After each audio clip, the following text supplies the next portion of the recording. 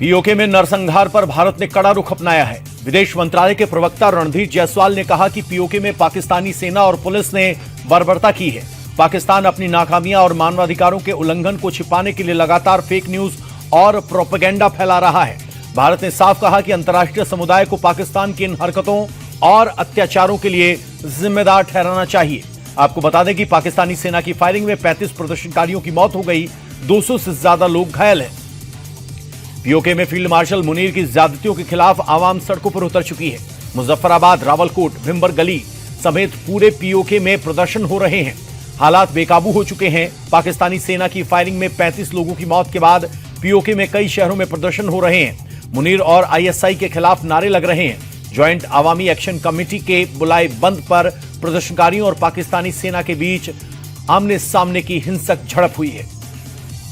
PoK में कत्लेआम के विरोध में ब्रिटेन में सांसदों ने विरोध किया। 30 ब्रिटिश सांसदों ने सरकार को चिट्ठी लिखकर मामले में दखल देने की मांग की। सांसदों का कहना है कि लोगों के विरोध करने के अधिकार को पाकिस्तान को सम्मान करना चाहिए। प्रदर्शनकारियों पर फायरिंग कर सरकार और सेना ने बर्बरता की सारी हदें पार कर दी। तृणमूल कांग्रेस में बगावत के बीच ममता बनर्जी ने दिल्ली में पिछले 3 दिन से विपक्षी नेताओं से मेल मुलाकात का दौर जारी रखा है। आज उन्होंने सोनिया गांधी से भी मुलाकात की। सोनिया के 10 जनपथ आवास पर करीब 1 घंटे तक मीटिंग चली। इससे पहले सोमवार को ममता बनर्जी इंडिया अलायंस की बैठक में भी शामिल हुई थी। अरविंद केजरीवाल से भी ममता बनर्जी की मुलाकात हुई थी। विधायकों के फर्जी सिग्नेचर मामले में ममता बनर्जी के भतीजे अभिषेक बनर्जी की मुश्किलें बढ़ती जा रही हैं। सीआईडी के तीसरे सम्मन के बावजूद वो पूछताछ के लिए नहीं पहुंचे। ऐसे में अब उनके गिरफ्तारी की तलवार लटकने लगी है। इस बीच सीआईडी की टीम एक बार फिर अभिषेक बनर्जी के घर पर पहुंची। घर और दफ्तर की जांच की। सीआईडी की एक टीम कोलकाता में ममता बनर्जी के घर के ठीक सामने मौजूद टीएमसी दफ्तर भी पहुंची। टीएमसी नेता जहांगीर खान को कोर्ट ने 5 दिन के पुलिस कस्टडी में भेज दिया है। भारी सुरक्षा के बीच डायमंड हार्बर कोर्ट ने जहांगीर खान की पेशी हुई। खुद को पुष्पा बताने वाला जहांगीर पिछले कई दिनों से फरार था। सोमवार को एसटीएफ ने उसे नेपाल बॉर्डर के पास से अरेस्ट किया। जहांगीर देश छोड़कर नेपाल भागने की फिराक में था। उसके खिलाफ जबरन वसूली, धमकी देने और राजनीतिक हिंसा के 7 क्रिमिनल केस दर्ज है। कोलकाता के विधाननगर के पूर्व मेयर और टीएमसी के नेता सब्यसाची दत्ता को कोर्ट में पेश किया गया। इस दौरान लोगों ने सब्यसाची पर अंडे फेंके। पेशी के दौरान तृणमूल नेता के खिलाफ खूब नारेबाजी हुई। सब्यसाची दत्ता को जबरन रंगदारी मांगने के आरोप में अरेस्ट किया गया। सब्यसाची पर करोड़ों रुपए की उगाही करने के आरोप है। टीएमसी में बगावत के बीच ममता के नेता कल्याण बनर्जी और कीर्ति आजाद ने प्रेस कॉन्फ्रेंस की। कल्याण बनर्जी ने बगावत करने वाले सांसदों को गद्दार बताया। कहा कि अगर ये नेता एनडीए में शामिल होना चाहते तो इस्तीफा देकर बीजेपी के सिंबल पर चुनाव लड़कर दिखाएं। विधानसभा चुनाव के दौरान सभी सांसद ममता बनर्जी की तारीफ करते नहीं थकते थे, लेकिन अब इन्होंने नरेंद्र मोदी को अपना नेता मान लिया है। टीएमसी सांसद कीर्ति आजाद ने काकोली घोष की चिट्ठी को लेकर सवाल उठाए। पूछा कि स्पीकर को जो लेटर लिखा गया वो स्पीकर ऑफिस तक पहुंचा या नहीं पहुंचा। इन लोगों ने जिस थाली में खाया उसी में छेद किया। अगर कुछ परेशानी थी तो चुनाव से पहले जाहिर करनी चाहिए थी। कीर्ति आजाद ने कहा कि घायल शेरनी और भी ज्यादा खतरनाक होती है। 2029 में बीजेपी का केंद्र और राज्य दोनों जगहों से सफाया हो जाएगा। एमपी में राज्यसभा चुनाव को लेकर सियासी पारा हाई हो गया। कांग्रेस प्रत्याशी मीनाक्षी नटराजन के नाम पर बीजेपी ने गंभीर आपत्ति जताई।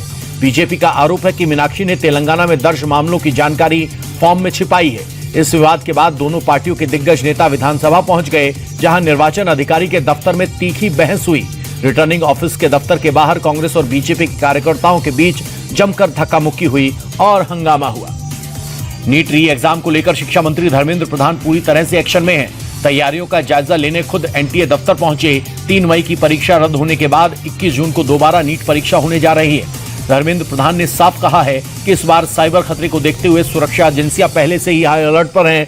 देश भर में 5435 एग्जाम सेंटर्स पर बिना किसी गड़बड़ी के परीक्षा कराने के लिए कैबिनेट सचिव, गृह सचिव इसकी निगरानी कर रहे हैं। पीएम मोदी भी इस परीक्षा पर पैनी नजर बनाए हुए हैं। जोजिला टनल का फाइनल ब्रेक थ्रू पूरा हो गया है। फाइनल ब्रेक थ्रू का मतलब है सुरंग के दोनों सिरों का आपस में मिलना। इस प्रोजेक्ट की खुदाई के चरण का काम पूरा हो गया है। ब्रेक थ्रू कार्यक्रम में केंद्रीय मंत्री नितिन गडकरी शामिल रहे। यह टनल देश की सबसे लंबी सिंगल ट्यूब बाई डायरेक्शनल सुरंग है। भारी बर्फबारी के बावजूद भी लोग इस टनल में सफर कर सकेंगे। इस टनल के जरिए कश्मीर से लेकर लद्दाख तक का सफर आसान होगा। पंजाब के फरीदकोट में पेट्रोल पंप कर्मचारी की दबंगों ने बेरहमी से पिटाई कर दी। मामला सामने आया है, जिसका सीसीटीवी सोशल मीडिया पर तेजी से वायरल हो रहा है। मामूली विवाद के चलते पेट्रोल पंप पर अचानक करीब दर्जन भर से ज्यादा लोग धावा बोल देते हैं। कर्मचारी को पिटते देख पेट्रोल पंप मालिक बचाने की कोशिश करता है, लेकिन दबंग उसकी भी पिटाई कर देते हैं। वायरल वीडियो के आधार पर पुलिस ने मामला दर्ज कर लिया है और जांच शुरू कर दी है। उत्तर प्रदेश के अमरोहा में नाबालिग से दुष्कर्म के आरोपी फरमान के घर पर बुलडोजर एक्शन हुआ है। कार्रवाई के दौरान मौके पर भारी पुलिस बल की तैनाती रही। पुलिस ने आरोपी के खिलाफ दुष्कर्म और ST/ST एक्ट की धाराओं में केस दर्ज किया है। फिलहाल आरोपी फरार है। पुलिस उसकी गिरफ्तारी के लिए टीम गठित कर पकड़ने की कोशिश कर रही है। वहीं पीड़िता अस्पताल में भर्ती है और उसकी हालत अभी स्थिर बताई जा रही है। कर्नाटक के बेलगावी में तेज हवा के साथ भारी बारिश हुई, जिसके चलते सड़कों पर सैलाब जैसा मंजर हो गया। कई बाइक सड़क पर बहती नजर आई। प्रशासन के मुताबिक इलाके में बड़ी संख्या में पेड़ और बिजली के खंभे उखड़ गए। लोगों के घरों में पानी घुस गया, जिससे भारी नुकसान हुआ। स्थानीय लोगों का कहना है कि ड्रेनेज सिस्टम को जल्द से जल्द बेहतर किया जाए, साथ ही नुकसान के मुआवजे की भी मांग की है। ताइवान ने एक बार फिर बड़े स्तर पर सैन्य अभ्यास किया। ताइवान की सेना ने समुद्र तट पर बड़े पैमाने पर लाइव फायर अभ्यास किया। इस अभ्यास में चीन के एम्फीबियस असॉल्ट दोनों रास्तों से होने वाले हमले का रिहर्सल किया गया। चीन के खतरे के चलते ताइवान खुद को लगातार मजबूत कर रहा है। अमेरिका में NBA फाइनल के दौरान अमेरिकी राष्ट्रपति ट्रंप के खिलाफ लोगों ने नारेबाजी की और हुटिंग की। जब राष्ट्रपति Donald Trump Madison Square garden match में देखने पहुंचे तो भीड़ ने नाराजगी का सामना करना पड़ा, लेकिन ट्रंप अपनी सीट से मैच देख रहे। हंगामे का वीडियो सोशल मीडिया पर जमकर वायरल हो रहा है। स्ट्रेट ऑफ हॉर्मुज के पास अमेरिकी सेना का एक अपाचे हेलीकॉप्टर क्रैश हो गया है। हेलीकॉप्टर में सवार दोनों पायलटों को सुरक्षित बचा लिया गया है। अभी यह साफ नहीं है कि अपाचे को ईरानी हमले में गिराया गया या फिर किसी और वजह से क्रैश हुआ है, लेकिन हॉर्मुज में तनाव के बीच अचानक हेलीकॉप्टर का क्रैश होना बड़ी बात है। फिलहाल इस क्रैश की ईरानी हमले के एंगल से जांच की जा रही है। लंदन के एक रिसाइकलिंग केंद्र में भीषण आग लगने की वजह से अफरा तफरी मच गई। आग काफी तेजी से फैली और देखते ही देखते आसमान में काला धुआं दिखने लगा।